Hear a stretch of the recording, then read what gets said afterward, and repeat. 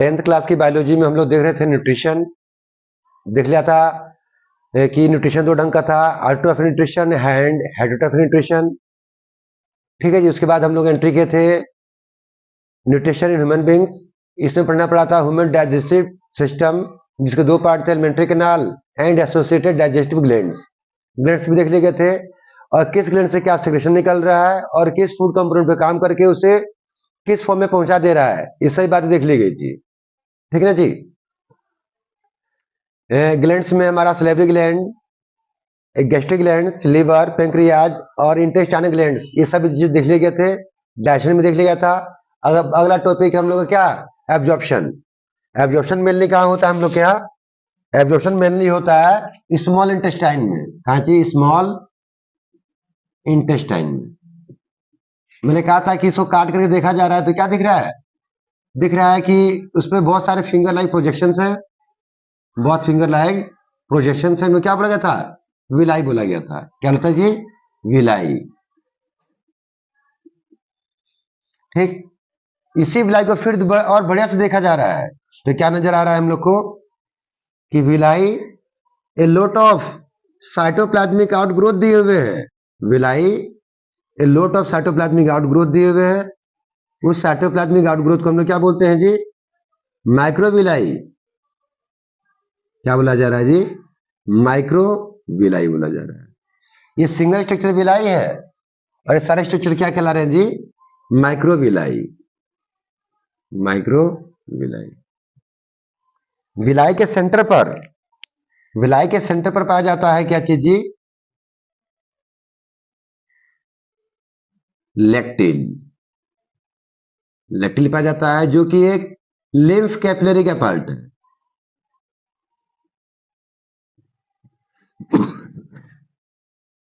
जो कि lymph capillary का पार्ट है, जो कि लिम्फ कैपिलरी का पार्ट है। इसके चारों ओर, इसके चारों ओर जो आर्टरी आ रही होती है, क्या बन जाती है वो, कैपिलरी। क्या बन जाती है जी, वो कैपिलरी बन जाती है।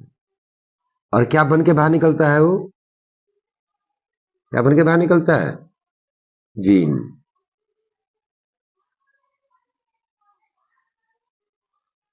ये आर्टरी आ रहा था जो यह क्या बन जा रहा है, ब्लड कैपिलरीज, ब्लड कैपिलरीज बन जा रहा है और फिर वेन बन के बाहर निकल जा रहा है। आर्टरी विलाई को और माइक्रोविलाई के लिए क्या लेकर आ रहा होगा, यूजफुल ब्लड, ऑक्सीजनेटेड ब्लड, जो कि ऑक्सीजन में रिच होगा। ठीक है जी। यहां पर ऑक्सीजन दे रहा है और एब्जॉर्ब मटेरियल जो कि हमारा फूड यहीं पर रखा हुआ है, फूड विलाई के टच में है। फूड तो सब कहा है जी, विलाई के टच में है। ठीक ना। हमें क्या बोलना है, एब्जॉर्प्शन का मतलब होता है mixing of digested nutrient, digested food या nutrient into blood stream, into blood stream is called absorption. हम लोग क्या किसके साथ हो रहा है, विलाई और माइक्रोविलाई, विलाई और माइक्रोविलाई दोनों मिलकर रोल निभा रहे हैं। ये दोनों मिलकर लगभग 200 टाइम्स सरफेस एरिया क्या कर दे रहे हैं, सरफेस एरिया इंक्रीज कर दे रहे हैं, जिससे आसानी से क्या होने पाए, एब्जॉर्प्शन होने पाए। अब हमें क्या बोलना है 10th के हिसाब से कि कल हमने देखा था कि सक्कस इंटेरिकस में लगभग सभी एंजाइम अवेलेबल थे जो फाइनल डाइजेशन कर दे रहे थे और फाइनल डाइजेशन के बाद हम लोग क्या मिल रहा था, ग्लूकोज मिल रहा था, फ्रक्टोज मिल रहा था, ठीक है जी,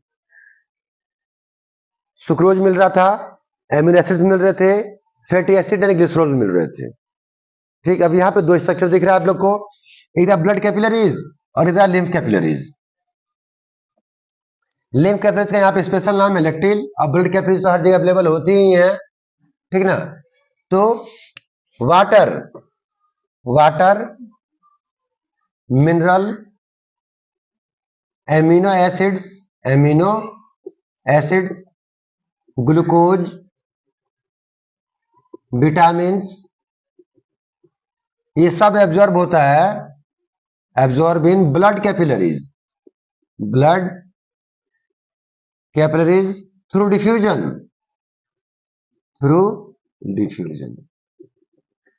मतलब वो जो फूड डाइजेस्टेड है वो कहाँ रखा हुआ है, इस वाले कैविटी में रखा हुआ है, यहाँ पर रखा हुआ है, और विलाई और माइक्रोविलाई किसके टच में है, उसके संपर्क में है, वो पूर्णतः डाइजेस्टेड हो गया है और उसमें से यूजफुल चीजें अपनी ज्यादा मात्रा से अपनी कम मात्रा को क्या कर रही है, मूव कर जा रही है। उनकी ज्यादा मात्रा कहाँ है, इन ल्यूमेन ऑफ स्मॉल इंटेस्टाइन, उनकी कम मात्रा कहाँ है, ब्लड में कम क्यों है, कि पहले की सेल्स ने उसका प्रयोग कर लिया है इसलिए कम हो गया है। तो ब्लड कैपिलरीज में एब्जॉर्प्शन होता है किसका, water, mineral, glucose, amino acid, vitamin, इन सब का एब्जॉर्प्शन होता है कहां पर जी, ब्लड कैपिलरीज में। यहीं पर फैटी एसिड्स और ग्लिसरॉल का एब्जॉर्प्शन होता है इन लैक्टिन। लैक्टिक लिम्फ कैपिलरी है, ठीक ना।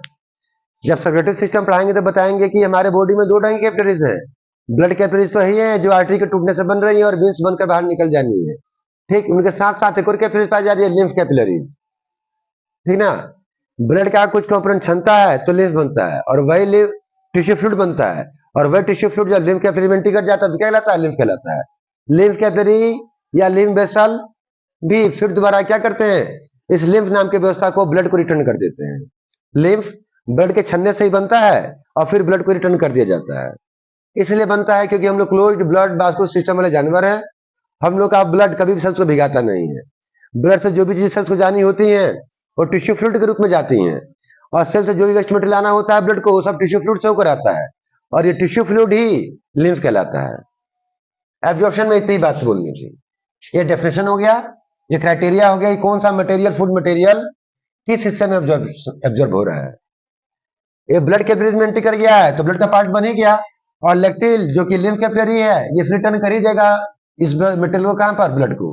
बात हो गया हम लोग का। एब्जॉर्प्शन के बाद आता है टॉपिक क्या, एसिमिलेशन।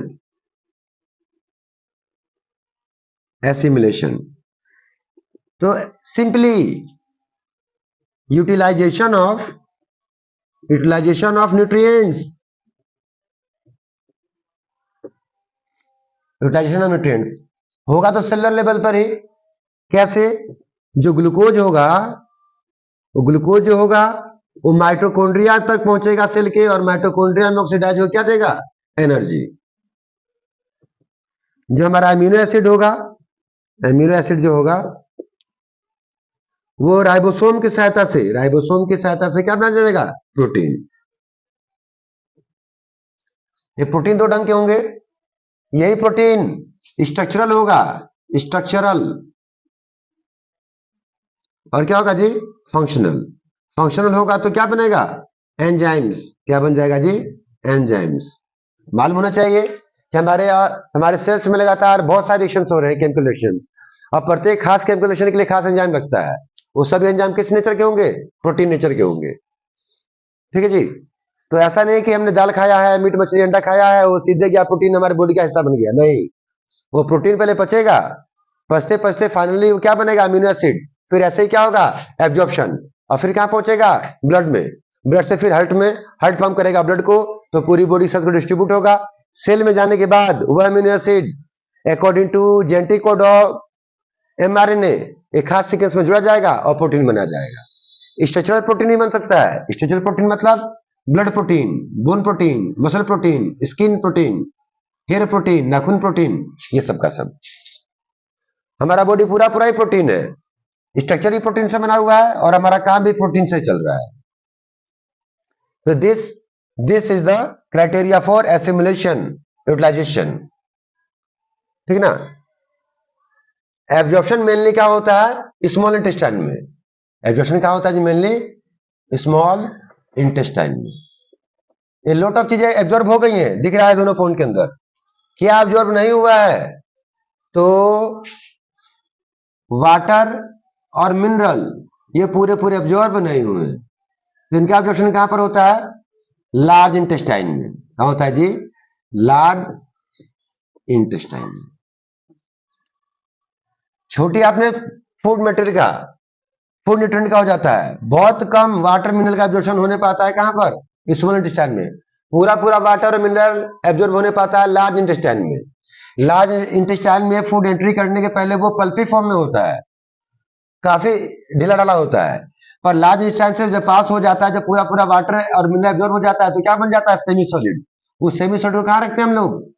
फीकल मैटर को रेक्टम में। और लास्ट में क्या आता है? ये एनस। एनस के थ्रू उसको बार बार टाइम टाइम उसको बाहर निकाल दिया जाता है। ठीक है जी। उसे क्या कहते हैं? इगेशन। उसे क्या कहते हैं जी हम लोग? Egestion. Release of semi solid faecal matter, release out of body faecal matter, release of faecal matter out of body through anus, is called egestion. Anus की बात हो तो एनस में दो स्फिंक्टर लगे हुए हैं। एनस पहले क्या होता है? एनस पहले एनल कैनाल होता है, एनल कैनाल, और उसकी इंडिंग जो होती है वो होती है किसमें? एनस के रूप में। एनस में दो स्फिंक्टर लगे हुए हैं, एक ऊपर स्फिंक्टर लगा हुआ है, वो स्मूथ मसल्स का बना हुआ है, और आउटर जो लगा है वो स्ट्रेटेड मसल्स का बना हुआ है। डबल स्फिंक्टर लगे हैं एनस में। भीतरी स्फिंक्टर जो है वो स्मूथ मसल्स का है, उस पर मेरा कोई भी कंट्रोल नहीं है, और बाहरी जो स्फिंक्टर लगा हुआ है वो स्ट्रेटेड मसल्स का है, उस पर हमारा कंट्रोल है। ठीक ना? इगेशन को हम लोग क्या कहते हैं? बायोलॉजी वालों ने प्रत्येक एक्टिविटी को खास नाम दिया हुआ है, उसे क्या बोलते हैं? डिफिकेशन। क्या बोलते हैं जी? Defecation. Defecation. Removal of faecal matter out of body is called defecation.